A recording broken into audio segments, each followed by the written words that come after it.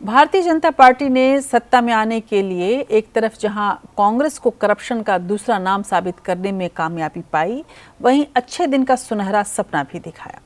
पूरे देश ने उस वक्त महसूस किया कि नरेंद्र मोदी की अगुवाई में भारत विश्व गुरु बन जाएगा, सबके दिन सुधर जाएंगे, सबके दिन बदल जाएंगे, जिंदगी की सारी दुश्वारियां, सारी तकलीफें दूर हो जाएंगी। वहीं देश के मतदाता ने 2019 में फिर एक बार पीएम मोदी पर अपना भरोसा जताया और उन्हें सत्ता सौंपी। लेकिन मोदी जी की कामयाबी में लोक लुभावन वायदों की भी बड़ी भूमिका रही, इसमें कोई शक नहीं।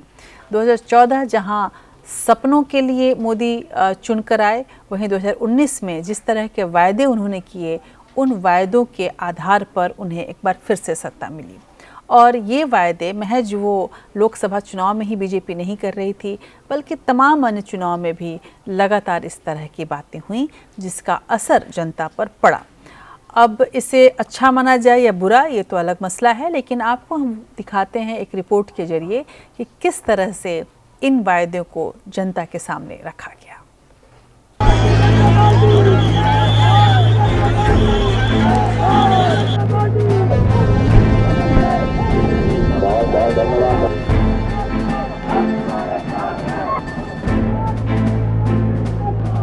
भारतीय जनता पार्टी ने हिंदुत्व, राम मंदिर और राष्ट्रवाद की विचारधारा से भारतीय जनमानस में अपने लिए जगह बनाई, लेकिन बीजेपी को कामयाबी राष्ट्रीय स्वयंसेवक के नकारात्मक और मुस्लिम घृणा पर आधारित प्रचार से मिल पाई।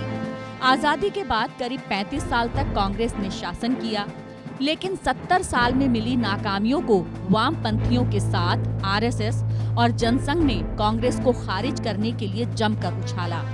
आज की पीढ़ी को लगता है कि देश की हर मुश्किल, महंगाई, बेरोजगारी, गरीबी, भ्रष्टाचार, अशिक्षा और अराजकता की जड़ में कांग्रेस है। यही नहीं, नेहरू गांधी को सरदार वल्लभ भाई पटेल, सुभाष चंद्र बोस, भगत सिंह जैसे महानायकों का विरोधी साबित करने के लिए अफवाह तंत्र का इस्तेमाल किया गया। लेकिन कामयाबी सोशल मीडिया के अवतार से मिली। कांग्रेस सत्ता के नशे में चूर थी।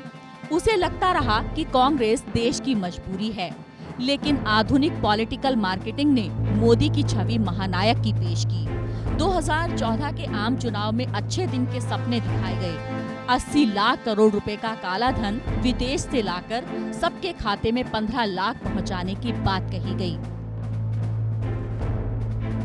अरे एक बार ये जो चोर लुटेरों के पैसे विदेशी बैंकों में जमा है ना, उतने भी हम रुपये ले आए ना, तो भी हिंदुस्तान के एक एक गरीब आदमी को मुफ्त में 15-20 लाख रुपए यूं ही मिल जाएगा।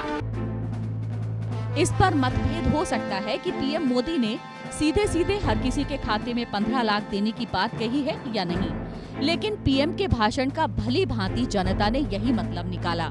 जबकि हुआ इसके उलट। नोटबंदी ने मुश्किलों के दिनों की बचत को कागज के टुकड़ों में बदल दिया। 8 नवंबर 2016 की रात्रि को 12 बजे से वर्तमान में जारी 500 रुपए और 1000 रुपए के करेंसी नोट लीगल टेंडर नहीं रहेंगे। महंगाई, बेरोजगारी से जूझ रहे देश को मोदी के शब्दों पर भरोसा हो गया। महंगाई घटाने, टैक्स दरों में कमी के साथ बीजेपी ने 2 करोड़ नौकरियों का दावा किया, लेकिन इसका उल्टा हुआ और 2019 तक 4 करोड़ 70 लाख नौकरियां चली गईं और बेरोजगारी की दर पिछले 45 साल में सबसे अधिक हो गई। किसानों की आय में 2022 तक दोगुनी करने और पहले कार्यकाल में 50% की बढ़ोतरी की बात भी कही गई। इतनी बड़ी चुनौतियां हैं, उतने ही बड़े और ईमानदार हमारे प्रयास है। कोशिशों में हमने कोई कमी नहीं छोड़ी है और ये आगे भी जारी रहेगी। साल 2022 तक किसान अपनी आय दोगुनी करने के साधन जुटा सके, इसके लिए हम दिन रात जुटे हुए हैं। यहाँ भी यही हुआ। वायदे के उलट किसानों से पूछे बगैर उनका भला करने के नाम पर बड़े बड़े उद्योगपतियों के लिए किसान की फसल, मेहनत और जमीन पर कब्जे के दरवाजे खोल दिए गए। किसानों को 380 दिन तक सर्दी, गर्मी, बरसात और महामारी से लड़ते हुए अपने 750 साथियों की जान गंवाने के बाद अच्छे दिनों के सपनों से निजात मिल पाई और अब वे काले कानून से आजादी को ही अपनी बड़ी कामयाबी मान रहे हैं। एक साल के बहुत बड़े आंदोलन के बाद, ऐतिहासिक आंदोलन के बाद सरकार को ये तीनों कृषि कानून रद्द करने पड़े। ये हमारे पूरे भारत के किसानों की एक जबरदस्त जीत हुई है। महंगाई से जूझ रही जनता को सस्ते पेट्रोल, डीजल, गैस सिलेंडर का भी 2014 और फिर 2019 के आम चुनाव में सब्ज बाग दिखाए गए।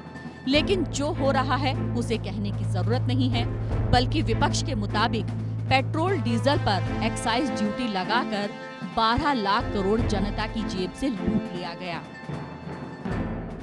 पेट्रोल डीजल की एक्साइज ड्यूटी बढ़ाकर पेट्रोल डीजल की लूट से मोदी सरकार ने, चौंकिए मत, 25 लाख करोड़ रुपया अपनी जेब में, अपने खजाने में डाल लिया है। दिलचस्प बात यह है कि 2019 में 2 करोड़ रोजगार के वादे को 2019 में आधा कर दिया गया। नौकरियों की जगह नौजवानों को स्किल डेवलपमेंट के जरिए आत्मनिर्भर भारत बनाने में बड़ी भूमिका अदा करने का ख्वाब दिखाया गया। स्किल डेवलपमेंट योजना का आज कोई नाम लेवा तक नहीं बचा है। वहीं योजना के तहत शुरू हुए ज्यादातर स्टार्टअप्स बंद भी हो गए हैं। युवाओं को लुभाने के लिए 59 मिनट में कर्ज देने, मुद्रा योजना के तहत बैंकों से ऋण दिलवाने का दावा किया गया, लेकिन असलियत सबके सामने है। बहरहाल हमारे देश की भोली भावुक जनता हकीकत को समझने के बजाय सपने देखना ज्यादा पसंद करती है। लेकिन इस बार नोटबंदी, जीएसटी और फिर कोरोना की महामारी ने देश की अर्थव्यवस्था का चक्का ऐसा रोका कि जीडीपी विकास दर 0 से नीचे पहुंच गई थी, जो धीरे धीरे उबरने की कोशिश में है। लेकिन सरकार के प्रयास के बजाय भारतीय जनता के जीवट की वजह से ये सुधार आ रहा है। लेकिन धर्म और जाति प्रधान समाज में अब भी मतदाताओं को एक दूसरे के खिलाफ वैर भाव पैदा कर बांटा जा रहा है और चुनाव जीतने की कोशिशें जारी हैं। एपीएन के लिए अंशुमान त्रिपाठी की रिपोर्ट।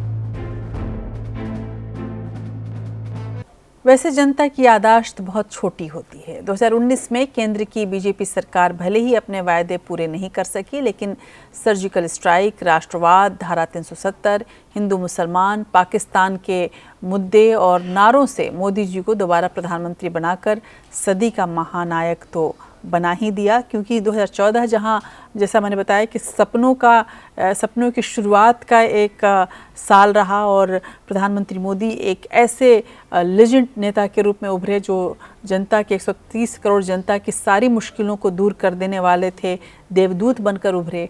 2019 में वो सारी बातें पीछे छूट गई थीं और तब जवानों के प्रति जो हमारी श्रद्धा है उसको लेकर प्रधानमंत्री मोदी आगे बढ़े और राष्ट्रभक्त, देशभक्ति, हिंदूवाद के नाम पर 2019 में एक बार फिर से सत्ता उनके हाथ में थी।